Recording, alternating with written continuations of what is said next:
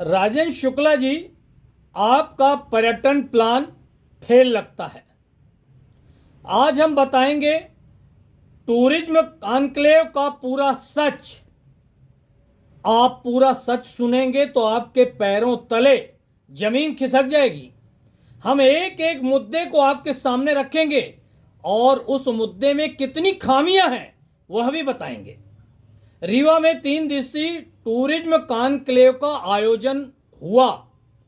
Deputy CM Rajendra Shukla 3 मुद्दों को प्रमुखता से इस दौरान रखे हैं। पहला, रीवा में पर्यटन का पुनरुत्थान। दूसरा, एकीकृत पर्यटन अनुभव। तीसरा, फिल्म व अस्पताल को बढ़ावा देना। यह तीनों संभव नहीं लगते हैं जब तक सरकार यह कड़े बदलाव नहीं करती है। पहला, राजेंद्र शुक्ला सिर्फ रीवा के पर्यटन को बढ़ाने की बातें सार्वजनिक रूप से मंच से क्यों करते हैं? पूरे विंध्य प्रदेश का पर्यटन की बातें सामने क्यों नहीं लाई जाती? इस कार्यक्रम में मंच पर सतना की मंत्री प्रतिमा बागरी और सांसद गणेश सिंह भी थे। इन्होंने सतना के पर्यटक स्थलों की बात क्यों नहीं उठाई? दूसरा, रीवा में पर्यटक स्थलों के हाल बेहाल हैं। रीवा के एक पर्यटक स्थल पर नई नवेली दुल्हन के साथ 8 लोगों ने गैंगरेप की घटना को अंजाम दिया। इस घटना की चर्चाएं पूरे देश में गूंजती रहीं। जिसने भी इस घटना के बारे में पढ़ा, सुना व देखा होगा, वह रीवा के पर्यटक स्थलों पर घूमने आने की हिम्मत क्या जुटा पाएगा? शुक्ला जी, पर्यटक स्थलों के आसपास सुरक्षा के क्या इंतजाम हैं? जंगल, पहाड़, झरने देखने जो कोई आएगा उसे सुरक्षा का एहसास तो होना चाहिए, तभी तो वह आएगा। जिन वाटरफॉल के बड़े बड़े बखान किए जा रहे हैं, जरा वहां के हालातों को भी जान लें। पूर्वा वाटरफॉल के पास कुछ लोगों ने एक युवक और युवती के साथ मारपीट की, उन्हें निर्वस्त्र किया, उनके वीडियो बनाए, उनसे रुपए छीने। इतना ही नहीं, उनके वीडियो वायरल भी कर दिए। शुक्ला जी, आपके क्षेत्र में पर्यटकों के आने जैसा माहौल अभी तो नहीं है। डिप्टी सीएम शुक्ला जी स्वास्थ्य सेवाओं को बढ़ाने की बातें भी कर रहे हैं। संजय गांधी जैसे सरकारी अस्पताल में अपने मां का इलाज कराने आई नाबालिग युवती के साथ गैंगरेप की घटना को क्या मानते हैं शुक्ला जी आप? घटना को अंजाम देने वाले अस्पताल के ही स्टाफ के लोग थे। पीड़ित लड़की का गरीब लाचार पिता चीखता रहा, मगर क्या सभी दोषियों के खिलाफ एफआईआर हुई? नहीं हुई तो उन्हें किसने बचाया? किसका राजनीतिक संरक्षण मिला? यह कुछ ऐसे सवाल हैं जो जनता नहीं पूछ पा रही है, मगर इन प्रश्नों की जन चर्चा जरूर हर जगह हो रही है। तीसरा मुद्दा है फिल्म का। शुक्ला जी, आपको लगता है रीवा में फिल्म की शूटिंग जैसा माहौल है? कप सिरप और ड्रग्स के चंगुल में फंसते युवाओं की फौज फिल्म की शूटिंग सही ढंग से होने देंगी? यह काफी चुभते सवाल है मेरे। कभी अकेले में इन सवालों के बारे में सोचिएगा। कोई उत्तर मिले तो जनता को जरूर बताइएगा, और उत्तर ना मिले तो मैं हूं ना, मुझे याद कीजिएगा। इन सभी प्रश्नों का उत्तर भी बताऊंगा और इन सभी समस्याओं का समाधान भी। हाँ, एक बात और, जैसे रीवा शहर की बेशकीमती जमीनें समदड़िया को 90 साल 99 साल की लीज पर दे दी गई हैं, अगर ऐसे ही और बेशकीमती जमीनों को और लोगों को देने की योजना है तो आप सरकार में हैं, आप सरकार हैं, आप कुछ भी कर सकते हैं। मगर सरकार में आपको जनता ने बैठाया है, जरा उस जनता से पूछिए कि जनता को क्या मिल रहा है।